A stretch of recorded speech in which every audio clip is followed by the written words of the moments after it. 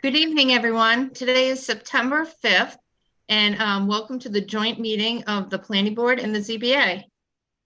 This open meeting of the Planning Board and ZBA is being conducted remotely pursuant to Chapter 22 of the Acts of 2023, an act relative to extending certain COVID-19 measures adopted during the state of emergency signed into law March 29th, 2023. All members of the Planning Board and the Zoning Board are allowed and encouraged to participate remotely. This act allows the Planning Board and Zoning Board to meet entirely remotely, so as long as reasonable public access is afforded so that the public can follow along with the deliberations of the meeting. The public is encouraged to follow along using the posted agenda unless the chair notes otherwise. Members of the public who wish to view the live stream of this meeting may do so by going to Northborough Remote Meetings on YouTube via the link listed in the agenda. Ensuring public access does not ensure public participation. This meeting will feature public comment. Planning Board members, when I call your name, please say you're here. Anthony Zaitin. Here. Millie Milton. Here. Bill Pierce. Here. And Amy Pretsky is here. And Paul, you can call the ZBA members. Okay, thanks, Amy. Appreciate you guys for having us. So for the Zoning Board of Appeals, I'm the chair, Paul Tagliaferri. So Zoning Board members, when I say your name, please respond in the affirmative. Susie Cislika.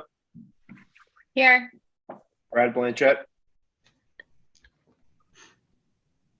Brad Here. Blanchett. And Jeff Grabowski. Here. All right. Thanks. The meeting business ground rules. The chair will invite each speaker or applicant on the agenda by name to make a presentation and speak to their application. Participants will provide their full name and hold until their name is called. Each speaker will be asked to mute their phone or computer when not speaking and to speak clearly and in a way that helps generate accurate meeting minutes. Those responding will be asked to wait until the floor is yielded to them by the chair. Speakers who wish to respond to the comments of others do so through the chair, taking care to identify themselves. Each vote taken by the board or committee will be conducted by roll call vote.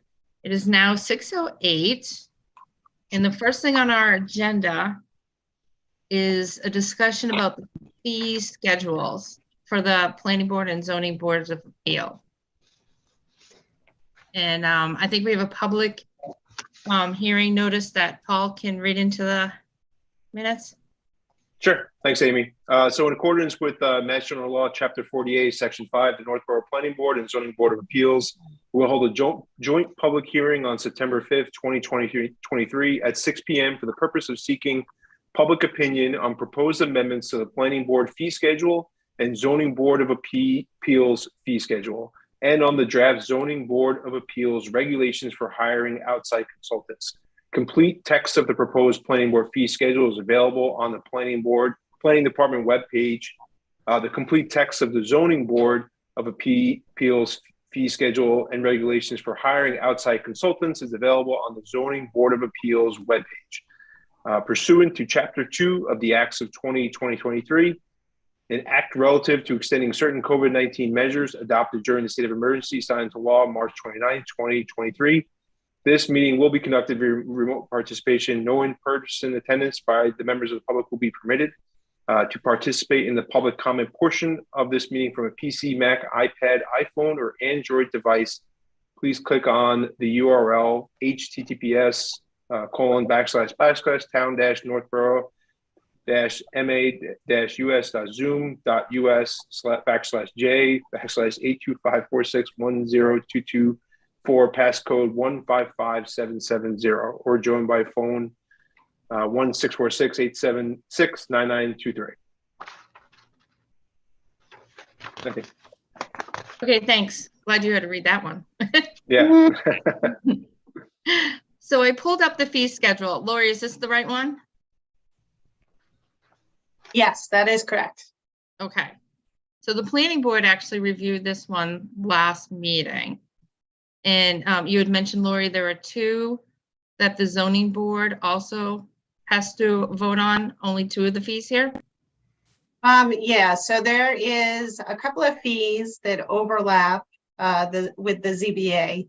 So the ZBA also is a special permit granting authority, and they're also approved site plan reviews. So those fees are similar, and then there are some fees that are just unique to the ZBA, and those fees are variance. And so that's actually a separate fee schedule for the Zoning Board of Appeals. Okay. But maybe we should just go with the planning board first, and then we can move to the ZBA. Sounds good. Is there anything we want to discuss after our meeting our last meeting when we had the discussion? Are there any more questions? So I just had a quick question on the under Northborough for advertising fees. Is that I'm looking at, I think, a different spreadsheet where it lists the towns and everything. Do you see what I'm looking Oh, at? yeah, that's the analysis of fees. So what I did is I did a little study of what our surrounding communities charge. And most of the surrounding communities, actually all of them, from what I know, charge a fee for advertising. Right. However, it's on a case-by-case basis. So the fees do vary slightly. So they didn't have that in their fee schedule in some cases.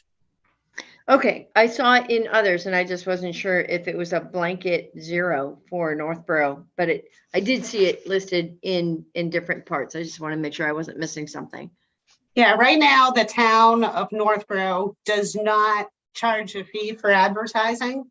So the taxpayers of Northborough absorb the fee. So it's approximately $350. So sometimes it's a little bit less than that. Sometimes it's a little more than that. But that is currently paid out of the planning board and the ZBA budget. So when we go to town meeting, we cover that with the general fund allocations. That's Okay. very unusual. So Right. usually applicants pay that fee, not the taxpayers. Right, that's what I was wondering. Okay. So I put, because there is some variance in the fee, so the ZBA tends to combine the public hearing notices together. So the fees do vary. Like I said, sometimes they're shorter, sometimes they're longer. But the $350 seemed to be the average of what we pay. So that's why I settled on the $350. So if it ends up being more than that, then we would just cover that with the budget like we do today. If it ends up being less than that, then of course, we're going to be submitting the advertising fee into the general fund. So it pretty much should even out in the end.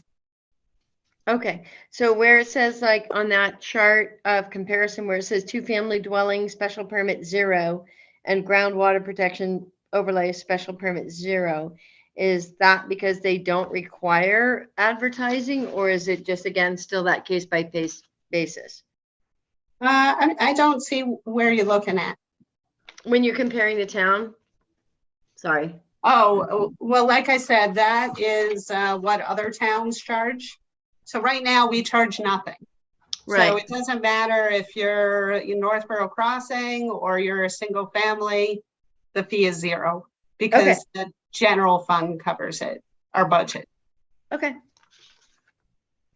And I would assume if it's a special permit with the groundwater, so say it's a special permit with the groundwater, advertising fee is $350. It's just charged once, even if there's a couple different. No. Or do you charge it more than once? So the $350 would cover 2 weeks of advertising. So we're always required to advertise for 2 weeks. So generally, that's the way the bill comes to us. They bill us for each week. Okay. All right, Brad? Yes. So following up on this discussion, I don't know if I think it's more for you, Lori. So the average for 350 sounds good to me. If for some reason it comes under 350, just say it's $300 is the advertising. Is there a way to still charge 350 and like put that $50 in some sort of account? So if there's another applicant that comes in down the road and it's $400, we can just allot that money, because So I don't think taxpayers should be paying for this stuff. my suggestion is we always charge 350 and that Yep. it'll just average out, because usually we don't get that bill Okay. until after the public hearing notice. So, Okay. you know, we get the bill when they submit the ad into the newspaper. So we don't know at the time that somebody is applying what the fee is going to be. We find that out a couple of weeks later. Okay. I'm Okay. sorry, my kitten is literally attacking me, so I'm going to step away for a second and put him in the other room because he's really hurting me. And I can't see everybody's hands, like Brad raised his hand so I could see it. But if anybody else, you know, if I don't see you, just say, you can just speak. We have so many people in the boxes. Mm. And when I'm sharing screen, I can't see it. Does anybody else have any questions? I have just another question on the definitive plan preliminary fee. The third category down, fourth category down. That was changed from what I believe was 1,000 to 2,500. Is that correct? The way I'm That reading is this? correct. So just out of curiosity, do you have an idea of what change in revenue this might bring in our fees schedule for a year? Is that hard to say?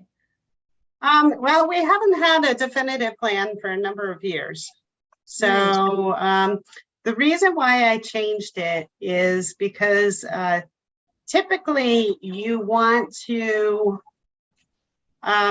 average out. So you kind of want to give an incentive for submission of a preliminary plan. So if you notice, if you submit a definitive plan with a preliminary plan, then the fee is less than if you submit a definitive plan without a preliminary plan.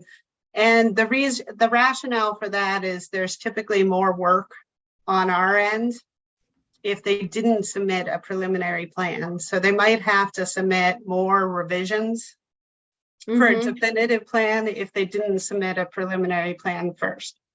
So the definitive plan preliminary plan submission was super low, and I don't think really had a bearing with the amount of work over Okay. numerous years that our office has to expel in order to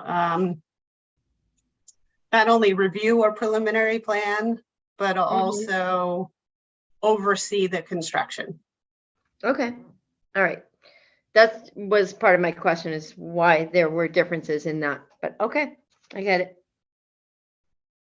So Great. the other filing fee, when the preliminary plan was not filed, Mhm. was reasonable in my mind when you look at the other communities.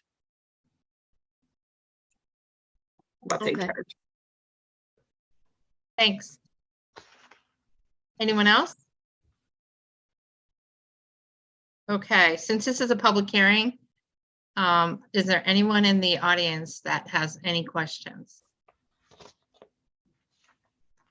It's my first time checking. I don't see any hand raised, so.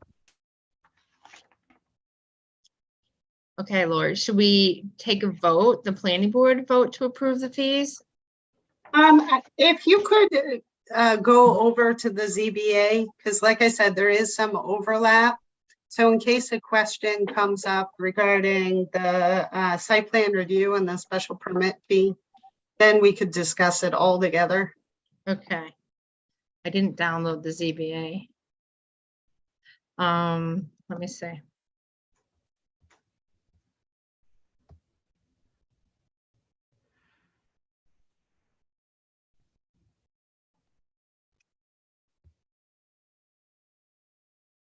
Just have to open it. So ZBA fee schedule.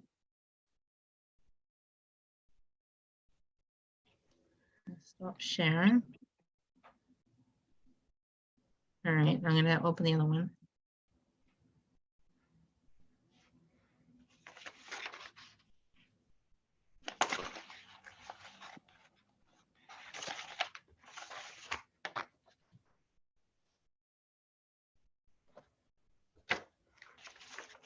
Sorry, Come on, Hey, Amy, let's go. I know. I actually had to open it to see it. in the Joking, screen share. joking. I'm joking. I didn't know I had to. Amy, while you're grabbing that, I just want to note that Mark Rutan is the other member on the ZBA has just joined the meeting. So Mark, we opened the meeting. We just went through all the fee schedule for the planning board, and Amy's just about to grab the ZBA fee schedule. But from a zoning board perspective, we most likely will not vote on anything today. We'll do the public hearing today and then vote at our next meeting in a couple weeks. Okay. Okay. So is there anything you want to go over here, Lori? Just the same thing. Of course, the planning board doesn't have any single family applications for special permit outside of, well, stormwater is exempt. Groundwater exempt single family applications. So that is an application fee that is unique to the ZBA. So right now, the filing fee for single family applications is $75. So the proposal is to double it to $150. All other applications, so this is identical to the planning board special permit fee, $300. Right now the fee is $150, so this would double that. And then, of course, variance fees are unique to the ZBA. And appeals, that is appeal of the building inspector ruling. So that's also unique to the ZBA. So the planning board doesn't see those ever. Oh, and then on the next page, comprehensive permit fees, which are also unique to the ZBA. So what I was trying to do with the comprehensive permit fee was to make those fees more in line with preliminary plan fees. So it's a slight increase over what it is today. So $500 plus $50 per unit. Nonprofit organizations would pay a bit less than that. And then public agencies would pay nothing. What was the fee before? Because the bold is a change in the fee. So for the limited or dividend organizations, what was it before? Do you have that? Yeah, let's see. I'm sure I got this in my file somewhere. So just bear with me. I was just curious.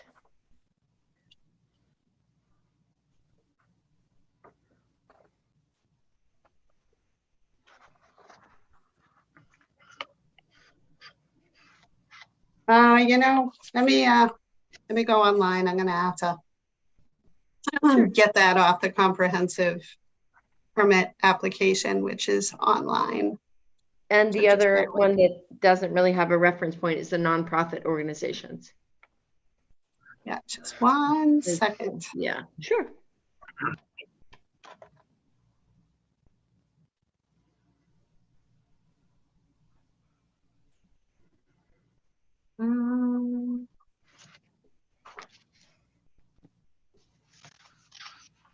All right, so right now, Limited dividend organizations pay $100 per unit. Nonprofit organizations pay $50 per unit, and public agencies pay $0. Okay, so there's no filing fee. If you're a public agency, so say you're the Department of Housing and Community Development, or however they call themselves now, they Mhm. would pay nothing. So if the Housing Authority was interested in doing a development, they would also pay nothing. Okay, If Habitat for Humanity were interested in doing a project, today they would pay $50 per unit. However, the new fee schedule has them paying more than that.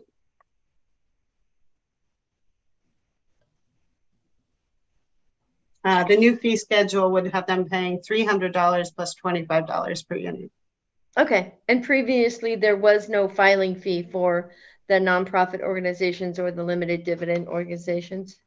Now, there was a filing fee. Oh, sorry. Nonprofit currently would pay $50 per unit. So if they wanted to do a duplex, they would pay $100. That would be their filing fee. If they're Oh, okay. limited dividend organization, they would pay $100 per unit. So if they were doing a duplex, that's $200. That would be their filing fee. Okay, because this one, it's listed as, you know, a certain number, $500 plus $50 per unit. That's why I was confused. Okay. Yeah. Yep, so there'd be a flat filing fee of the Flat fee. $500. So Yep. everybody would pay $500 and then they'd pay an additional $50 per unit. So if it was a single family home, they'd pay $550. Yeah, so the flat fee is what was added. Correct. Got You it. got Okay. Yep, thank you. And Lori, just to confirm, sorry. the advertising fee is also a new fee for all these? Correct. So right now, the taxpayers of Northborough pay all of the advertising. So it comes out of our budget for the planning department. So that's very unusual. Most towns charge that the applicants pay the fee, not the taxpayers. So the goal here is to get this out of the jurisdiction of the taxpayers and into the hands of the applicant. And just like a round number estimate, what was the amount that the town had to pay like last year for advertising fees? I can't tell you what the cumulative amount was, but it was, you know, multiple thousands of dollars. Mhm. Okay. And then just my last question, I think you had mentioned this earlier, but like, so if someone comes in front of our board for a special permit and they pay the $350 advertising fee, and that special permit is continued to another meeting, do they then have to pay another $350? Nope. So if they were to withdraw their application and then resubmit, then they would have to pay again. But if they're just continuing the public hearing to the next meeting, then no, they don't have to pay again. So it's just the one filing fee in the beginning and that's it. One filing and one advertising fee. Correct. So we would collect probably two separate checks because they'd be Gotcha. going into different locations. Yeah. Gotcha. Okay. Thank you very much. Thanks. I see Brad, you have your hand up? Yes, I think honestly, I think we're missing the mark on these questions on what did they cost before versus what did they cost after. Fact of the matter is everything is costing more across the board. It is what it is. And there's nothing we can do about it. And the fact that Lori did a fantastic job of looking at surrounding towns and what they're charging for these fees. And we're just realigning ourselves with surrounding towns. So we're not just throwing a dart at a board blindfolded here. Okay. So let's just move on where what was it cost before versus what did it cost after? Everything's costing more. We're in line with surrounding towns for anything. And I do like the fact we are staggering, because I know Lori showed us some of the stuff at the last meeting where it's a flat rate for a homeowner versus a not-for-profit versus a commercial business. And I like how we have it staggered. And so I think what we're doing here is we're just staying up with the times. You know what I mean? So I don't see any issue with this whatsoever. So I just think we're just dancing around in circles asking what it was before versus what it was after. We're just staying up with the times. So thank you. Thanks, Brad. I see Susie, you have your hand up now. Hi, Lori, I just wanted to go over again, because I know we did in our last ZBA meeting, a refresher about the technical review fee. We were going to start charging that again because we're not going to have the town engineer at our disposal, a full-time town engineer. So that will be for when we need to go to outside and not refer to the assistant DPW. Is that correct? That's correct. So, so our new assistant DPW director is assuming pretty much that position is replacing the town engineer position. So she's going to spend the bulk of her time working directly for Scott Charpentier, the DPW director. So we're only going to have a little bit of her time. So she can help us largely with small projects and like municipal projects. And then we're going to be on our own when it comes to medium and large scale projects. So we're going to have to hire an engineering consultant. And that's part of what I wanted to talk to you about when you're ready to move on from the fee schedule, is how we're going to do the procurement process for this engineering consultant. We do have the ability to procure an engineer for up to a 3-year period of time by law. So I would like to go through the procurement process and select one engineer that is going to get to know our regulations and our boards and our projects really, really well, instead of bouncing around to different engineers, which is very difficult and time consuming for our office. For the basis of our fee schedule, for what it says to be determined at the time of application. So basically, when we send out the bill to the outside consulting firm and we get the bill, we're just going to pass that along to the applicant. That's what that means. Yeah, so, you know, the bill is really going to vary. So it's going to depend on, first of all, you know, some of the projects are going to be reviewed in-house, in which case I won't need any technical review fee in that circumstance. And then there are other projects that are, you know, might only cost, say, $5,000 to review. And then there could be really large projects that could cost, you know, $20,000 to review. If it were like a huge comprehensive permit application or a subdivision or Northborough Crossing. So what we could do is we could require a flat fee, but there is the possibility that it'll be way more than we need. And then the opposite could be true. We could require, you know, a $5,000 flat fee, and it turns out we really need $20,000. So that's why I thought that it might make sense for certain applications to just say it's going to be determined later. So when the application comes in, I'd have to send it to the engineering consultant anyway to do the review. So he would prepare a cost estimate. And then before the public hearing starts, I will send the cost estimate to the applicant and tell them how much they need to give me to cover the cost of the review.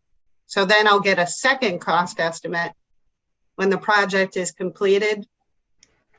to pay for the construction oversight. So that would be, a totally different animal. Okay, thank you. I just wanted it explained in case anybody watching had any questions for the public hearing. Thank you. Sure. Thank you. Are there any other questions? Oh, okay, Mark.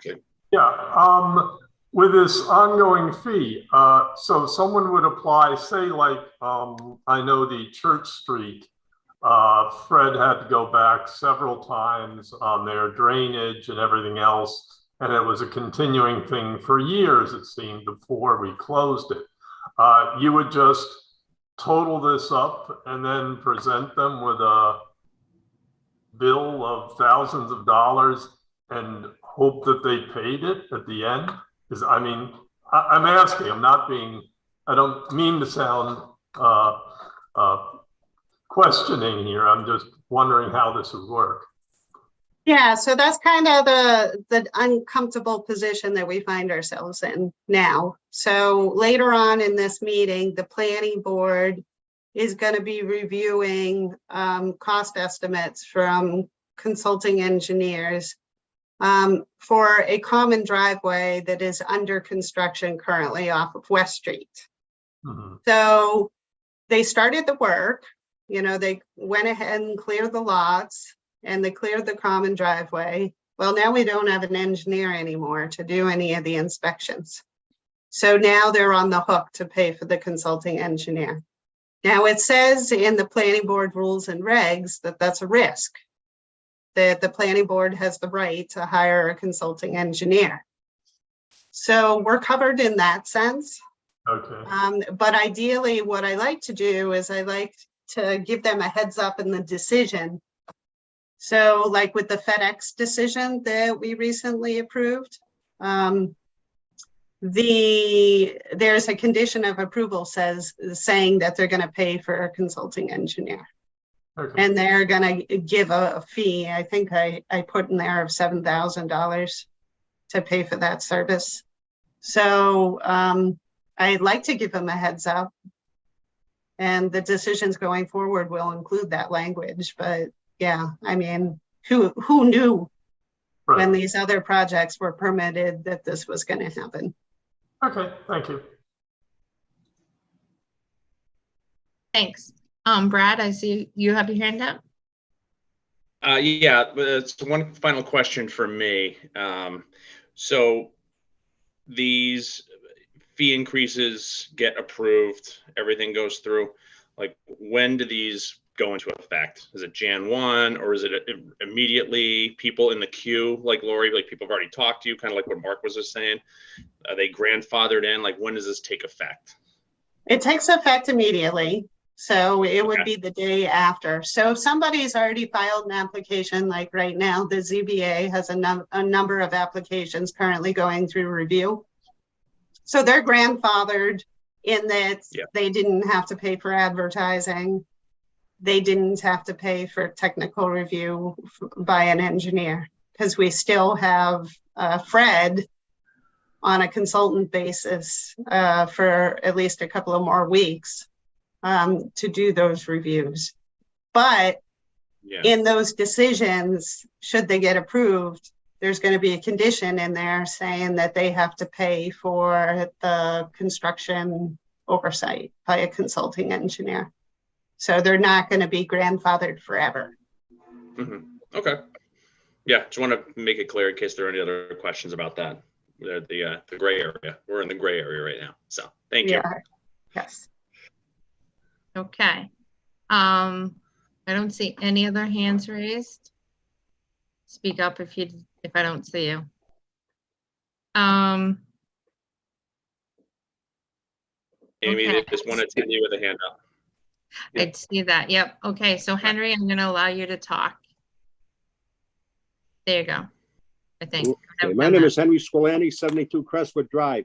I have a question. Over the years, I've noticed builders come before the boards just kind of for information to see, for instance, Ridge Road comes to mind, some of the other projects. Do they pay any fee when they tie up our board for one night or 2 nights and things like that? Is there any fee for that? So right now, if somebody wants to come to the board for a pre-application review, we don't charge a fee. And this fee schedule does not propose that we would charge a fee. Should we be charging one though? Because they do tie up the board time and sometimes some of our people outside the board. Just a question.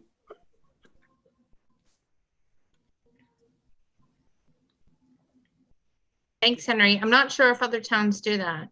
I Okay, don't know. no. But Lori, just Lori can look into it. And Okay, all right. Thank you very much. thank you. Bye now. Bye. I guess, Amy, what, I don't remember seeing that fee in the fee schedules of the other communities. Yeah. And it probably doesn't have to be done now, but I mean, I guess if we talk to other towns, going to some of the meetings like CMRPC or something, you can see if other towns charge fees for preliminary, or usually it's just coming in to throw ideas out at you. If it's a preliminary subdivision plan, then absolutely we charge a fee. But if it's just like a conceptual, hey, how do you feel about this? You give us any rough thoughts, then we don't charge for that. Okay. I see, Paul, you have your hand up. yeah, I was just going to say, at least from a ZBA perspective, I can't remember a time where someone came to our board meeting and tried to pitch an idea on a preliminary basis. I think that's, we basically only hear actual filed cases. That may not preclude Lori and others on town staff from hearing sort of the pitches from people, but at least from a board perspective, it's very rare for the ZBA to have sort of the informal application in front of us. Mhm. Yeah. Yeah. Same with planning board. All right, Henry, I see your hand is up again, but maybe I don't know how to put your hand down. I'm going to unmute you. Oh, it went down. So, okay. So I don't see any other questions. All right. So how should we move forward, Lori? Should we vote? The planning board vote on the zoning board, on the planning board items, or we can let the zoning board leave if they want to leave, and then we'll do our vote? Well, if you could just hold off for 1 minute, because this public hearing is also on the draft regulations, 53G regulations from the Zoning Board of Appeals. So of course I provided that to you in advance. It's also available on our website. Does anybody have any questions, or maybe the public has comments on the regulations? It's called I guess Northborough Zoning Board of Appeals Regulations for Hiring Outside Consultants. I guess, Laura, do you want to just give sort of the high level? I mean, this is basically just formalizing some of the rules and regulations that we have for our board to sort of hiring outside consultants for some of the work that you had spoken about earlier with regards to, Fred leaving and the town deciding not to hire a full-time town engineer. Is that? Yes. So Mass General Law, Chapter 44, Section 53G lays out the parameters that towns can adopt in order to hire outside consultants. So there are some things where there's a little bit of wiggle room, and then there are other things having to do with the process where there is no wiggle room. So essentially what the law says is that the town can adopt a fee schedule, can require technical review fees to be submitted with an application. Those fees will be put into a separate account with the name of the developer on it. It can only be used for this specific project, can't be used for anything else. And it does collect interest. So then the town has the right to hire a consulting engineer to provide peer review services And then the applicant, so the town would have to tell the applicant who the engineering consultant is. And then the applicant has the right to appeal to the Board of Selectmen if they have a problem with that particular engineer. So maybe they have a conflict of interest, maybe they've had a bad experience with that engineer, whatever. So they have the right to appeal to the Board of Selectmen, and then the Board of Selectmen can decide whether the ZBA goes with who they want to go with, or the planning board, or whether they're required to find an alternative consultant. So this also requires us to reimburse. So when the project is complete, we have to reimburse the balance to the developer. And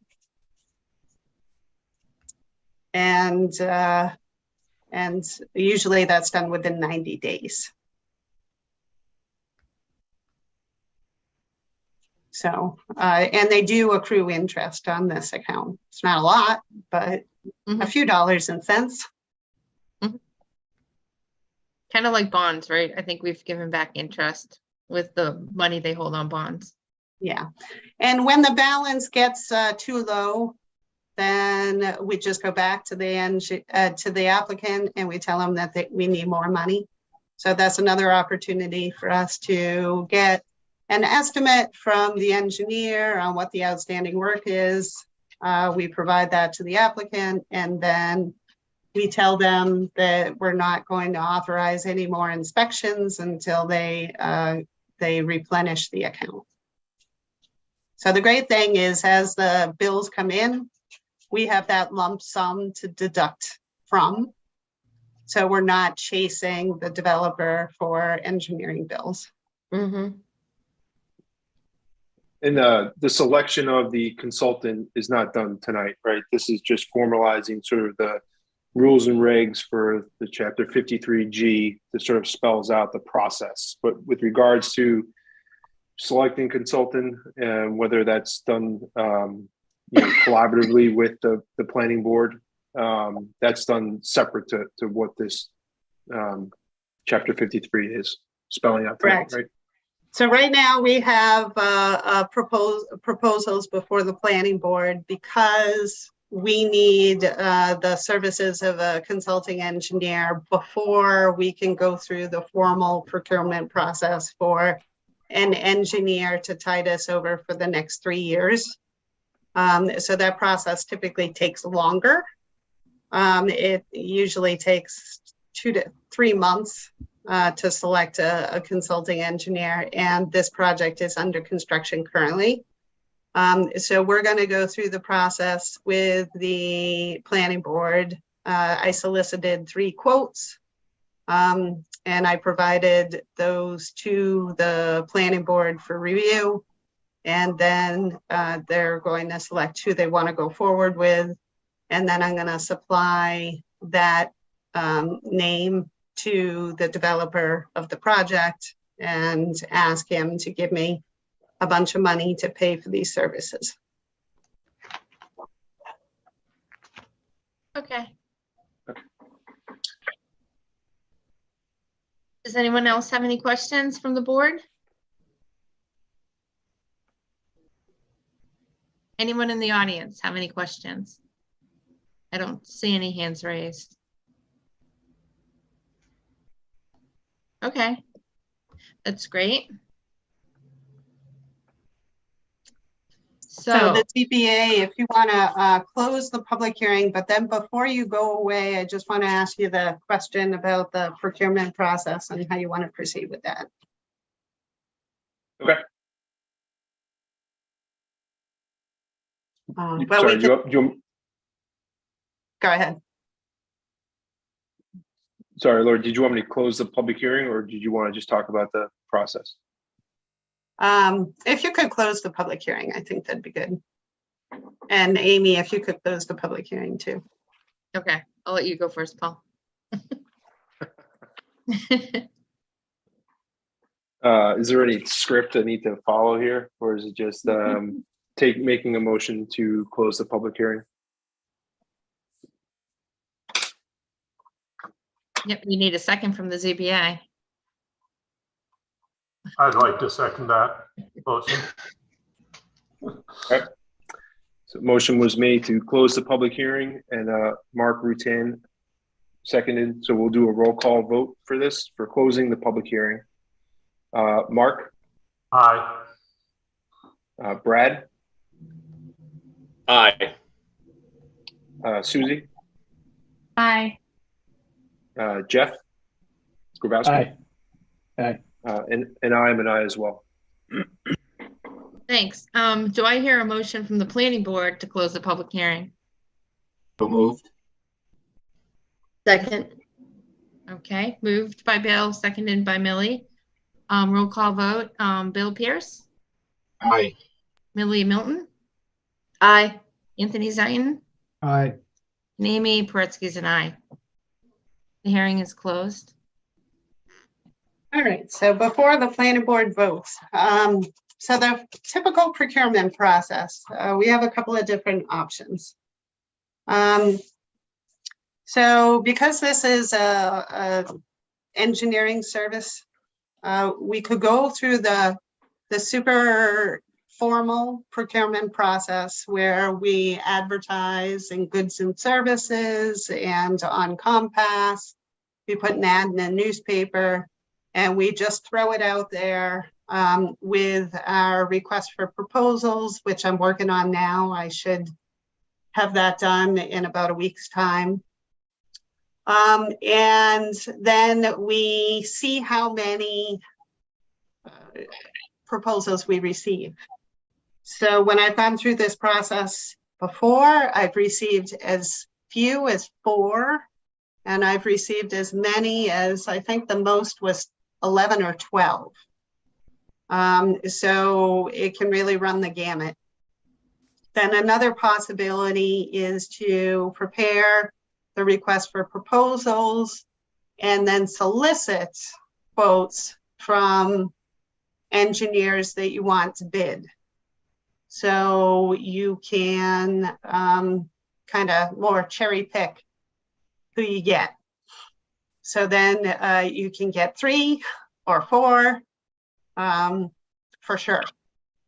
Of course, you know, possibly 1 or 2 might end up being non-responsive. Now these services would be, my proposal is to have the same engineering firm provide consulting services for the planning board, the ZBA, and the Conservation Commission. So what I was thinking would be the best process is to have one representative from each board sit on the selection committee. So that would mean those 3 individuals would be reviewing all of the proposals that we get, whether they be 3 or 11 or 12, and then they have to rank the proposals.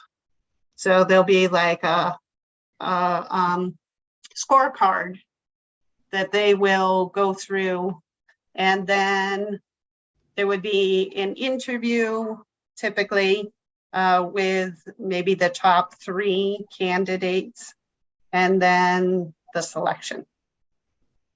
So what are your thoughts on the processes? Do you want to go with the standard process where it's advertised everywhere, and then we see how many proposals we get? Or would you like the more limited procurement process where we're directly going out to engineering firms and asking them to submit proposals? Do you have a preference? Do I have a preference? Yeah. Well, as somebody who has reviewed many engineering proposals, I'm not particularly happy when we get 11 proposals that I have to read and then rank, because oftentimes I do that along with you folks. Because, you know, in the past I've been asked for my opinion. I'm not sure how you folks feel. But it really is up to you. You know, I'm fine with doing it either way. The workload for me is not all that different. Mark? I guess I feel my own prejudices toward having, you know, some sort of group of 4 or 5 firms kind of pre-qualified where we know they're competent, we know that they can do the work at a reasonable price, and send out the proposals to a limited supply rather than having it wide open. And maybe some sort of open process for firms to get onto our list, but that getting on, it would be a 2-stage process of you get onto the proposal list and then you are able to bid on the proposals rather than having totally unknown, you know, possibly unknown people suddenly come out of the woodwork to bid on stuff and then never seeing them again. I think you got to be more happier with people you know can do the job than something flying in from left field. But that's my feeling. Billy? Yeah, I actually agree with Mark on that one. I was leaning towards the second option where we have a limited number of people that we are approaching and hopefully get the results from people that we have that we feel have had some qualified experience with.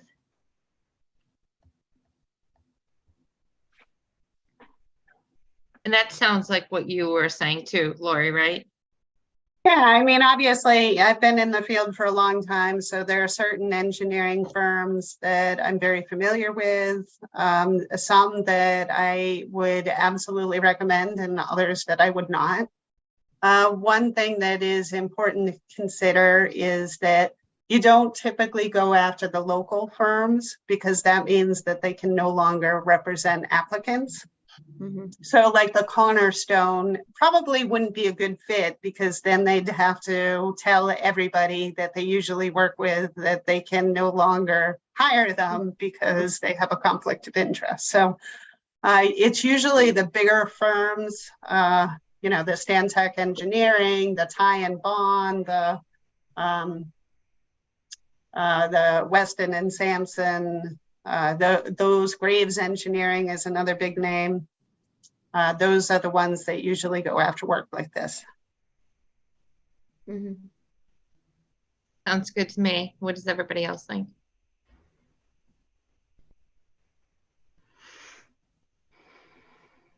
Paul? Yeah, I mean, I think having a more targeted approach with the 4 or 5 or 6 people that we've worked with in the past or we know of, or at least have some sort of a informal recognition of would be a best approach rather than opening it up to everyone. Obviously, this is time sensitive given Fred's departure. And so we want to have something sort of on the books or at least going towards that sooner rather than later. So I think that that's probably the best approach. Thanks. Susie? Sorry, it's always the lower hand to unmute first. I never know what to do.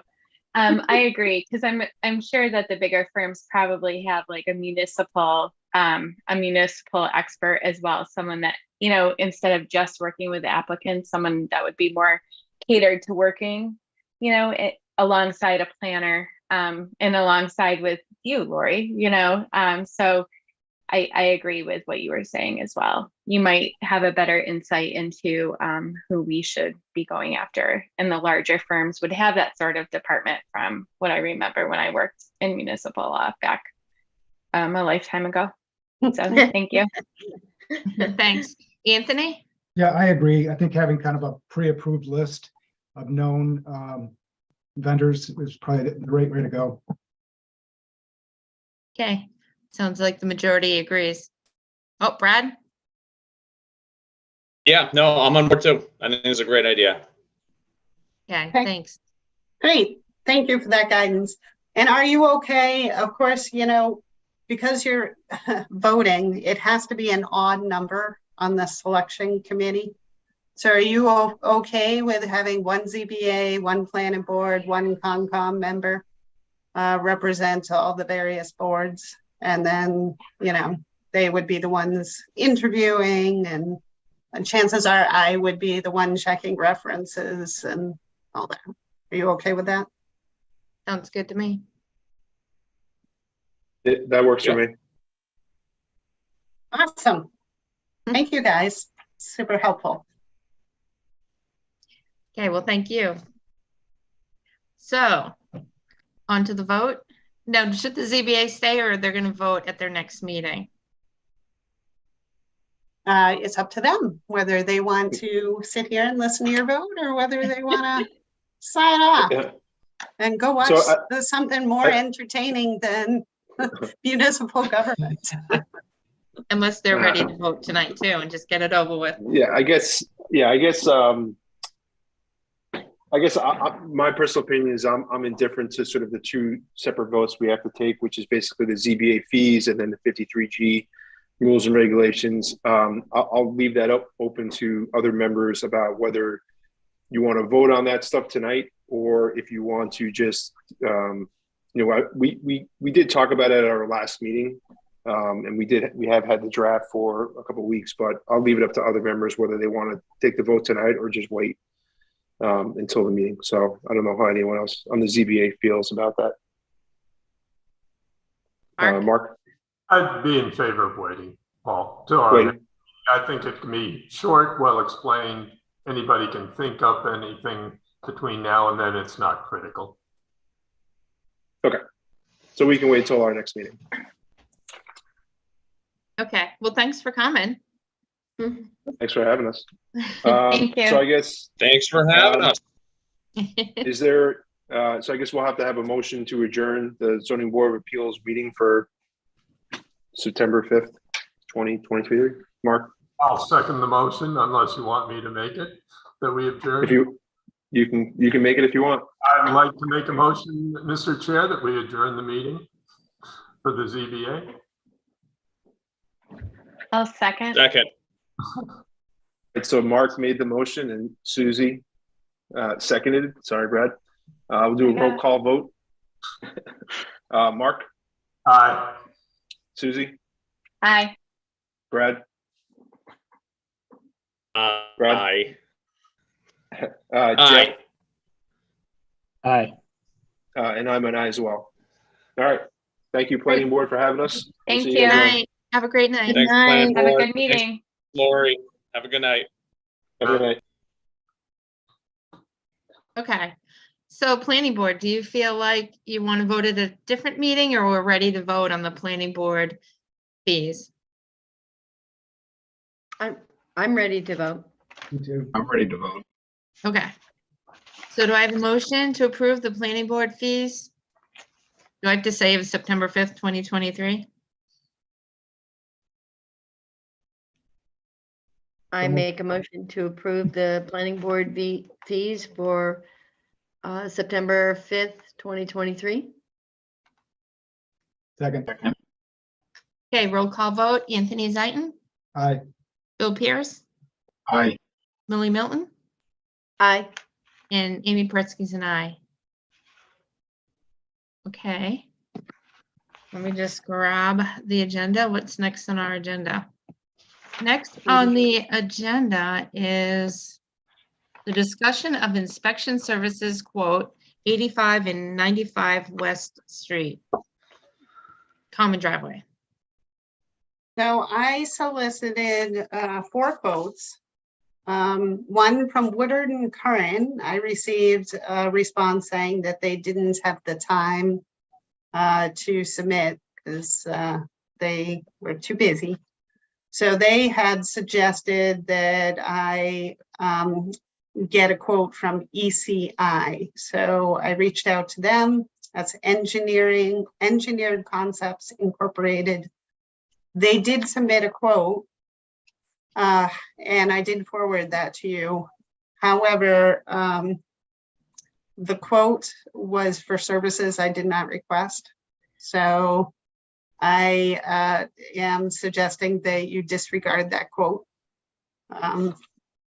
So then I did, just so you know, I did ask them for clarification for a revision to the quote to specify what I was looking for, and I didn't hear back from them, so unfortunately. Then I did also ask for a quote from Stantec Engineering. So they did provide us with a thorough cost estimate and the resumes of the folks who would be providing the service. I will tell you that Stantec Engineering was my engineering consultant in Millbury. I worked with him for 8 years, and I found his work to be impeccable. I was really happy with his service. Dave Glenn is the lead, and this is his specialty. So he provides this particular engineering inspection services for multiple communities. So they are still the engineering consultant for the town of Millbury. And then I'm going to pronounce it wrong. I was already corrected. It's Chapel. I keep calling him Chappelle. Chapel Engineering is a firm that Scott Charpentier has experience working with.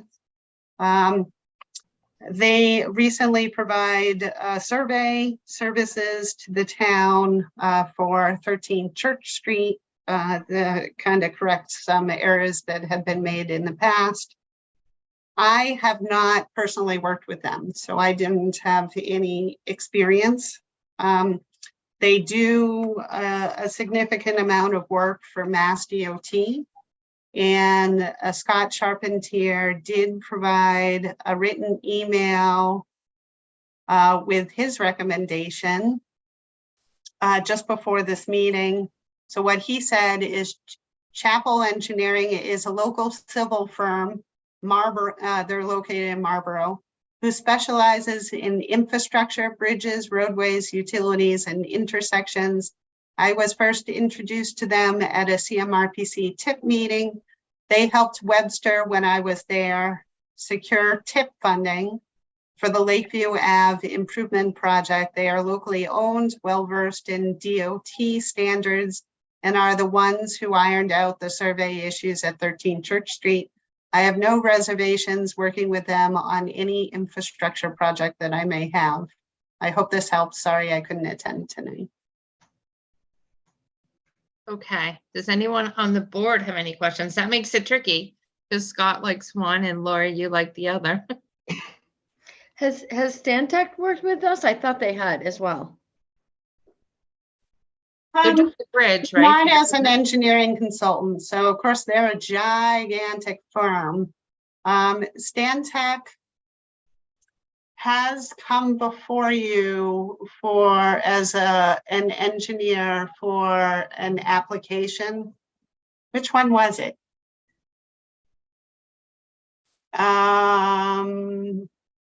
I'm not sure if they provided some of the engineering services for the school project. Does that might ring a be where bell? I'm seeing it. Yeah. And they're doing the Aqueduct Bridge, right? Yes. Yep. So Yeah. we hired them to do the Aqueduct Bridge, which is currently underway. Now they have thousands of employees, so they have, engineers that I'm not familiar with, and engineers that I am familiar with. So Fred Mosley is a traffic engineer, and he is working on the bridge project, the Aqueduct Bridge project. I also know him because he's a resident of Millbury, and he was on the roadway advisory committee for a number of years. So he also is Dave Glenn's boss. And so I was involved with him on a professional capacity as well. But Dave Glenn would be the project manager. So he would be my contact on this project. Who would work with this engineer more, you or Scott, or it's pretty equal? So Scott is going to work with the engineer on the West Main water main extension project. So he solicited quotes, and he decided to go with Chapel because their quote came in less than the Stantec engineering quote. So he is hiring them to do that aspect of the work. So the common driveway, Scott really isn't going to be involved because that is under the jurisdiction of the planning board. So that would be a contract with the planning board.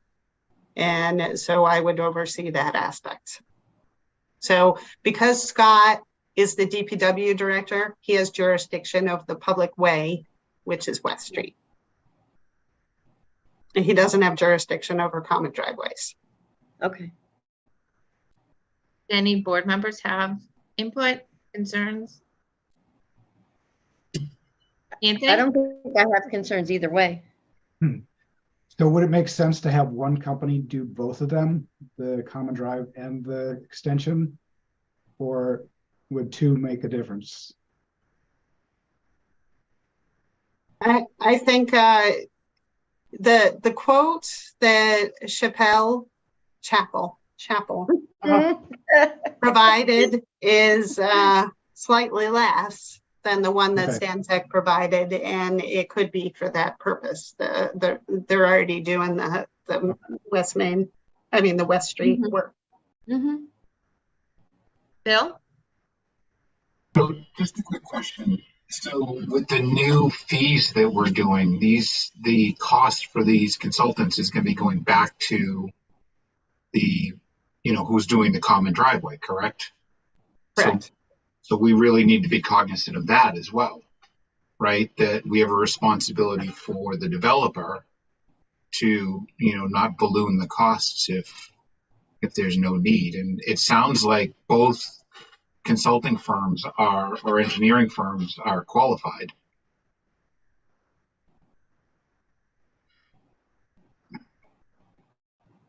Do you feel, Lori, that when you reviewed them, that both firms would be qualified?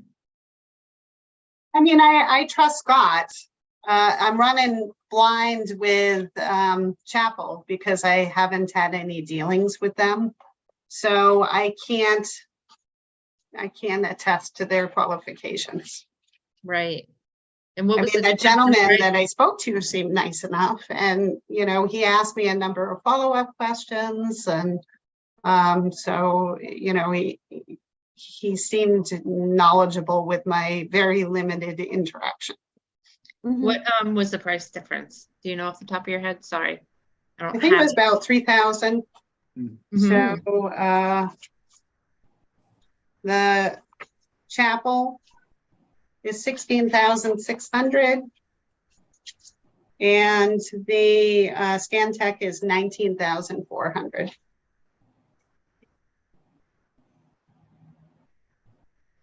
And they both covered basically the same scope of work based on the proposal. Correct. Yeah, I was Okay. concerned by the Chapel because they didn't provide detail in their cost estimate. So I asked him for clarification. I sent him an email. And then he said that the proposal includes 120 hours of full-time inspection after the water main construction has been completed. So this would include drainage facilities, inspection of binder and top course, review of the as-built. That would be extra, actually, I just noticed. So he's saying that he's estimating 8 hours of review for the as-built, and he'll charge $100 per hour. So instead of,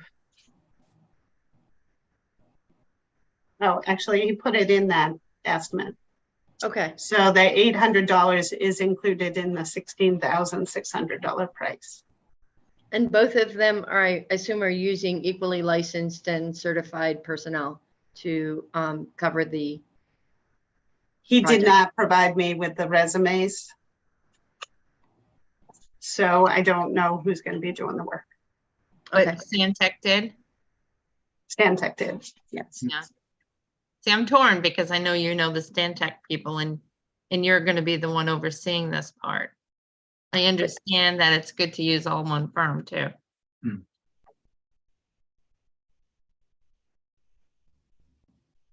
I could go either way. What do other people think? I mean, I guess I feel if Scott, oh, sorry. I was just going to say, based on Scott's endorsement and experience in being less dollars, I would say Chapel and Isabel. Mhm.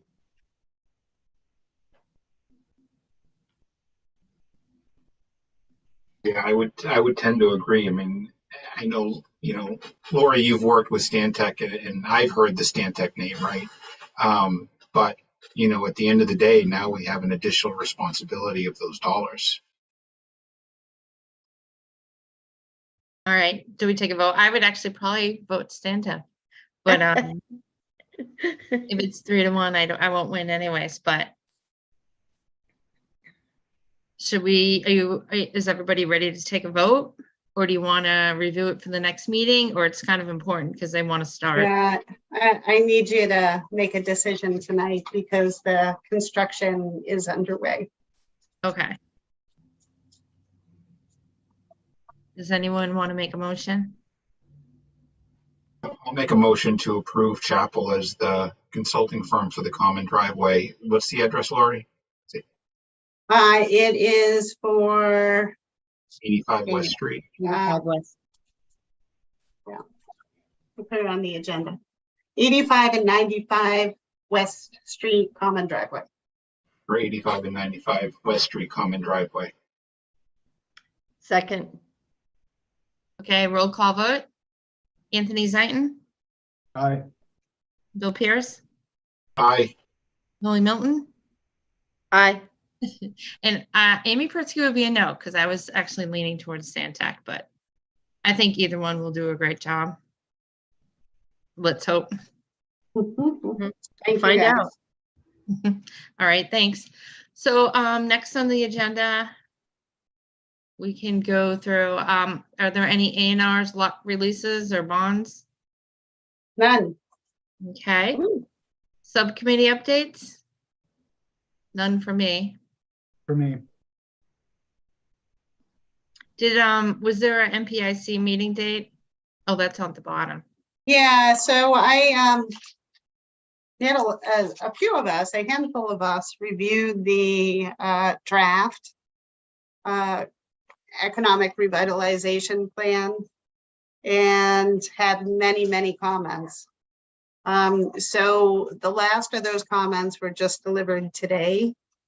So originally we were looking at having a meeting on September 28th, but then the chair was concerned that they wouldn't be able to turn around a revised draft a week prior to that meeting. So he asked me to reach out to them to see if they could get that draft by September 21st at the latest. And I haven't heard back yet. Okay. So if it's not going to happen September 28th, it will be most likely a week or two after that in October. Mhm. Okay, sounds good. Next on the agenda were the minutes. We had the March 28th, April 4th, April 18th, May 2nd, and June 6th. I know some of them went out last meeting when I hadn't had a time, hadn't had a chance, but now I did submit a couple changes, but. Does anybody have, we'll start with March 28th. Did anybody have any extra additions to the March 28th minutes? I did not. Do I hear a motion to approve the March 28th minutes? So moved. So moved. I don't know who made the motion. Second. Second. All right, so Anthony and Bill. All right, roll call vote. Anthony Zaitin, Aye. Bill Pierce, Aye. and Millie Milton. Aye. And Amy Pritzky's an aye. Was the April 4th one I had amended? I don't remember which ones. April 18th. Okay. Did anybody have any questions or amendments to the April 4th minutes? Nope. Do I have a motion to approve the April 4th minutes? So moved. Second. All in favor, Anthony Zaitin, Aye. Philip Pierce, Aye. Emily Milton, Aye. and Amy Paretsky's an aye. Those are approved. Do I hear, oh, did anybody have any extra additions to the April 18th minutes? Do I hear a motion to approve the April 18th minutes as amended? So moved. Second. Okay, roll call vote. Anthony Zaitin, Aye. Phil Pierce, Aye. Millie Milton, Aye. Amy Paretsky's an aye. Does anybody have any questions about the May 2nd minutes? No. Do I hear a motion to approve the May 2nd minutes? So moved. Second. All right, roll call vote. Anthony Zaitin, Aye. Phil Pierce, Aye. Millie Milton, Aye. Amy Paretsky's an aye. Okay, do I have a motion to approve the June 6th minutes? So moved. So moved. Okay. Second. All right, roll call vote. Anthony Zaitin, Aye. Phil Pierce, Aye. Millie Milton, Aye. and Amy Paretsky's an aye.